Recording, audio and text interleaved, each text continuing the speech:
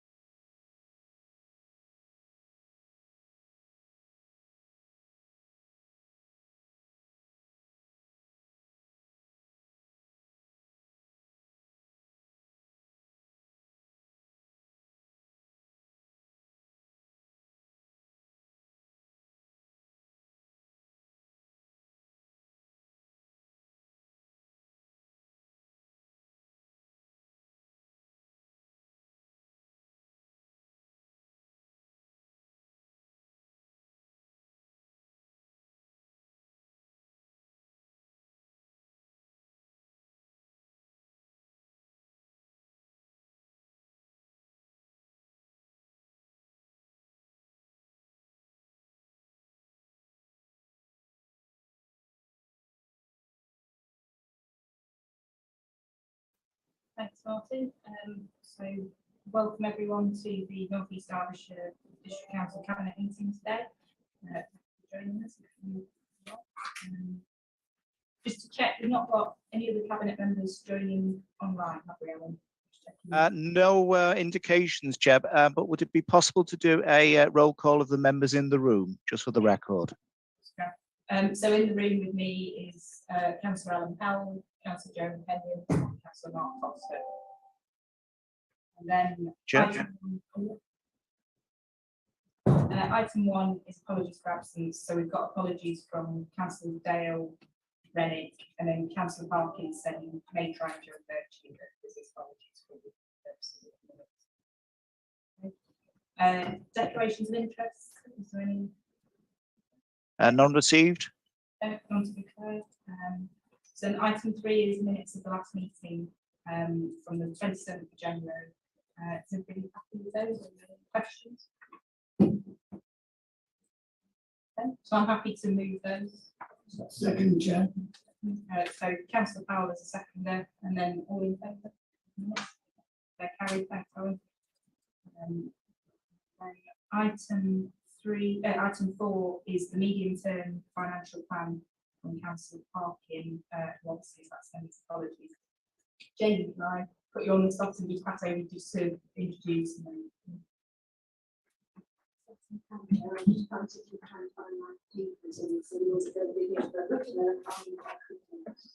So, introducing the long-term financial plan. This is the budget monitoring for Q3, which is 8th December 2021, and effectively points to a date coming on the financial position as at Q3. And you'll see in your packs that appendices will to summarise the general fund position, and we've got an underspend at the moment of £495,000. Main variances in the report are detailed at 2.4 to 2.6 in table 2, and you'll note that the main variance is a result of pay budget savings, and that's made up of vacancies and also the payables. The payables have been agreed at the time of doing Q3, so although we built this the budget, the actuals were in time, but they will be in Q4 because it's just variances in supplies and services and income generally offset each other, and a lot of that is the COVID grants that are still just passing through the accounts, so we've got income and expenditure as we receive and distribute the grants from the government. In terms of the HRA, there's very little to note in terms of variances on there, so I'll just point you to Appendix 3, which provides the updated position. And in terms of the capital programme, Appendix 4 details that on a scheme-by-scheme basis. The general fund is pretty much on track. We do have some delays that have been baked in basically from the first quarter when we had some delays across materials as a result of just the outside of the pandemic. And other than that, there's no variances to note. And Appendix 5 is there for the information. That's always it's just a bit Excuse me, Chair. Can I ask participants in the chamber to speak closer to the microphones? We're having some difficulties picking up here. Thank you. Thanks, Alan. Thank you. Don't want to do it all again, do you? Absolutely not. Happy to take any questions, Jen. Thanks, Jane. And like I say, it's welcome, slightly positive news to see that the water recycling is quite as well as we forecast. I think we're all right to sort of go worse in this scenario, but material prices are helpful. Has anybody else got any questions? So I'm happy to move the recommendation, just recommendation 1, if you note that. Second. Councillor Foster seconding, and then all in favour.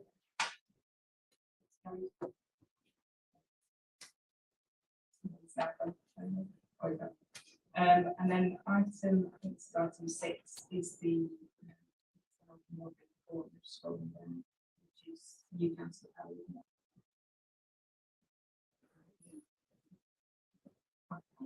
Excuse me, Chair.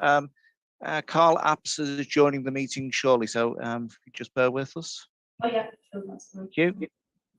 Item 5, yeah, item 5, so it's page 30. Page 30. Yeah. Right.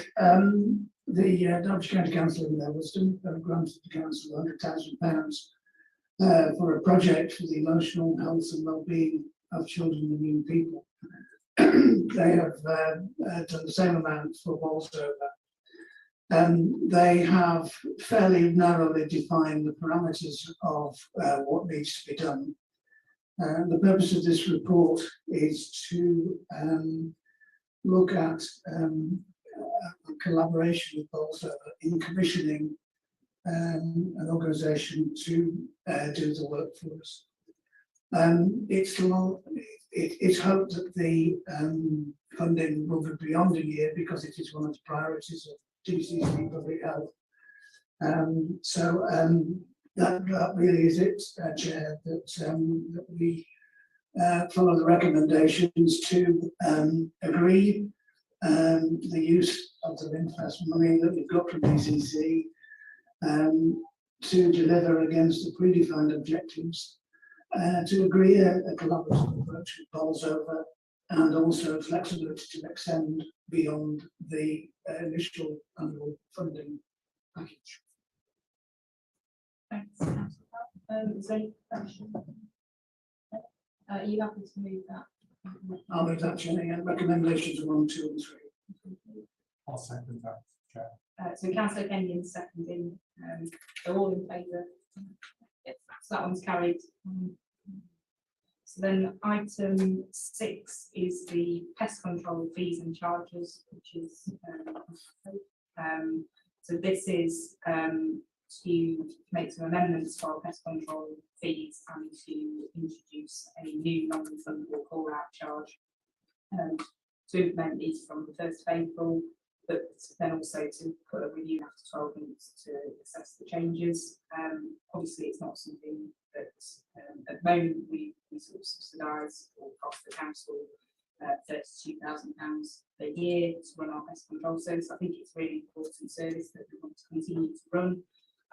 But we do have a lot of sort of missed call outs or incorrect. That's the reason to introduce the £25 call out charge. And then we've decided as a cabinet, or recommending to cabinet, that we increase the charges to the mid sort of benchmark of other authorities, given that we haven't made change for quite a few years. So I'm happy to move recommendations 1 to 4, pending any questions or comments. Can I have that seconded? Second. So Councillor Powell seconding. So all those in favour?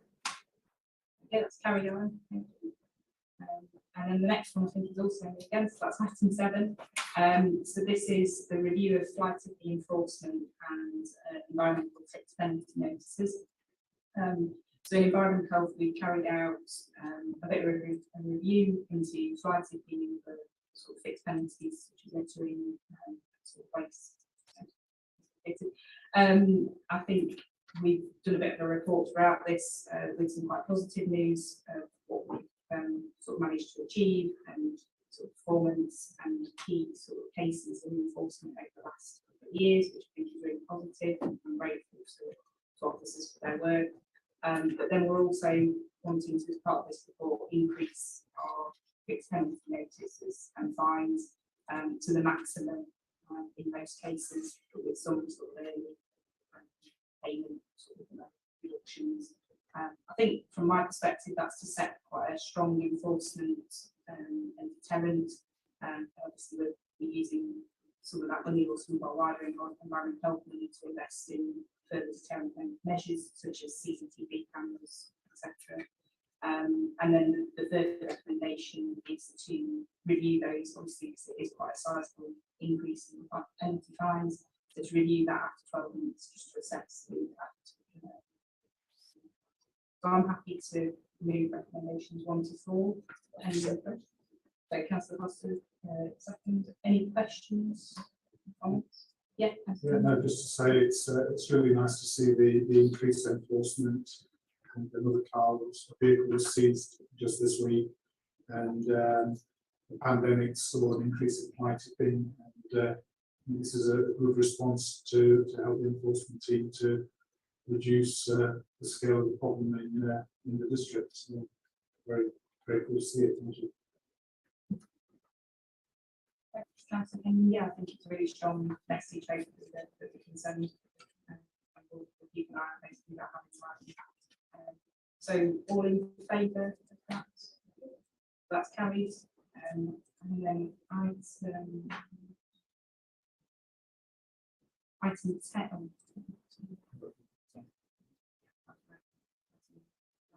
It's item 8 now, Chair, urgent business and then exclusion of public and press. So item 8, urgent items, there are none. So then item 9 is the exclusion of the public. So I'm happy to move that the public be excluded from the meeting during the discussion of the following items of business to avoid the disclosure to them of exempt information as defined in Part 1 of Schedule 12A to the Local Government Act 1972, as amended by the Local Government Access to Information Variation Order 2006. So I'm happy to move that. Councillor Foster second, and all in favour of this. So that's carried. So are you okay to stop the live feed?